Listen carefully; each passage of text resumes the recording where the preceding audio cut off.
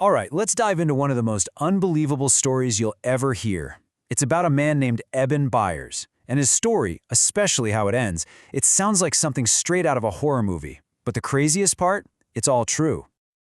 Get this. When Eben Byers died, his body was so radioactive that he had to be buried in a coffin lined with lead. And that wasn't to protect him. No, it was to protect everyone else from him. I mean, this guy, Byers, he was the picture of success, right? Wealthy, healthy, a total champion. So how on earth does a man like that end up so radioactive? The answer is wild, way stranger than you'd think, and it all kicks off with this supposed miracle cure that came in a tiny little bottle. So, to really wrap our heads around this whole thing, we've actually got to start at the end. Yeah, with that lead-lined coffin and the truly shocking death of a man who, by all accounts, had it all. Okay, now let's hit rewind. Before all the horror, there was a promise of a miracle product, something that totally hooked this successful man, but was cooked up by an absolute fraud. Just look at the contrast here. It's pretty stark. On one hand, you've got Eben Byers, a captain of industry, a champion golfer, basically the definition of success. And on the other, William J.M. Bailey, a college dropout who was just pretending to be a doctor. And these two guys, their paths were about to cross. And believe me, it was going to be devastating. And this was the product, Radithor. Its tagline was literally Certified Radioactive Water. You have to remember, back in the 1920s, radium was this new, exciting thing that nobody really understood.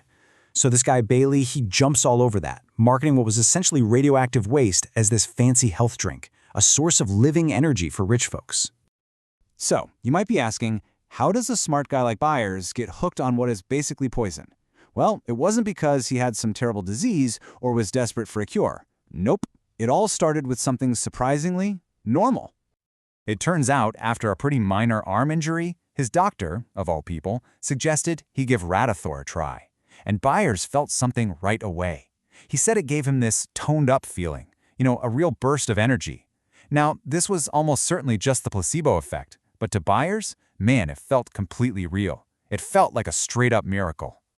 And he didn't just dabble with it. Oh no, he went all in.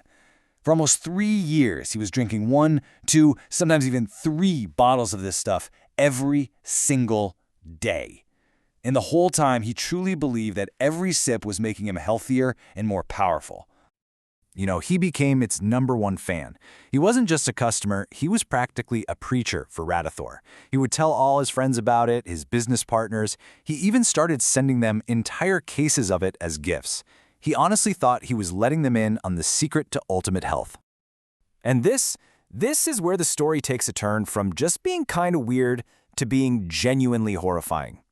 To get what happened next, we need to dig into the science a little bit. The simple but absolutely brutal science of what radium does when it gets inside your body. So radium is what scientists call a bone seeker. Here's why that's so scary. Chemically, it's a copycat. It looks a whole lot like calcium to your body. So when you drink it, your body gets fooled. It thinks, great, more calcium, and sends it straight to your skeleton to build strong bones. But here's the kicker.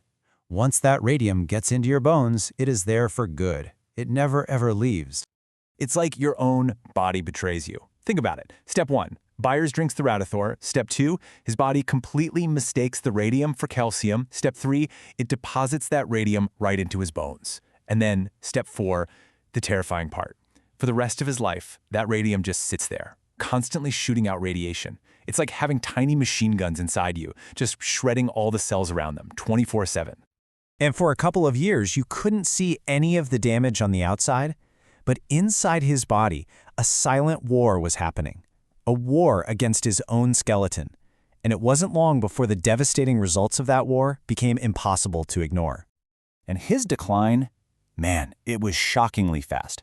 By 1930, so just 3 years after he started drinking Radithor, that miracle feeling was long gone. He started losing a ton of weight. He got these awful crippling headaches. Then, his teeth literally started falling out of his head. By 1931, the radiation was dissolving his jaw. They had to surgically remove it. And just a year after that, at only 51 years old, he was dead. The official diagnosis was something called radium necrosis, and it's every bit as horrifying as it sounds. Necrosis just means cell death, so his bones weren't broken, they were dying. They were literally being destroyed from the inside out, rotting away from that non-stop internal radiation he had so enthusiastically been drinking, bottle after bottle. So, as absolutely tragic as Eben Byers' personal story is, his horrible death wasn't for nothing. In a strange way, it became this huge public cautionary tale, one that would completely change the future of public health in the United States. See, because Byers was such a big deal, his story made headlines everywhere, and the public was just horrified by the gruesome details of how he died, and all that outrage, it gave the U.S. Food and Drug Administration, the FDA, the power they needed to finally crack down on all these fake cures. So in the end, Eben Byers' death pretty much single-handedly put an end to the entire crazy era of radioactive snake oil. And really, that's the lasting legacy here. It's a grim story for sure, but a really powerful one. This one man's tragic faith in a miracle cure led directly to safety laws that are still protecting all of us today. It gave agencies like the FDA the teeth they needed to go after the snake oil salesmen of our modern world. Which kind of leaves us with a pretty chilling question, doesn't it? The people buying Radithor back then, they thought they were being so modern, so cutting edge with their health. So it makes you wonder, what are the health trends or miracle cures that are popular right now that in 100 years people will look back on with the exact same horror we feel when we hear the story of the radioactive man?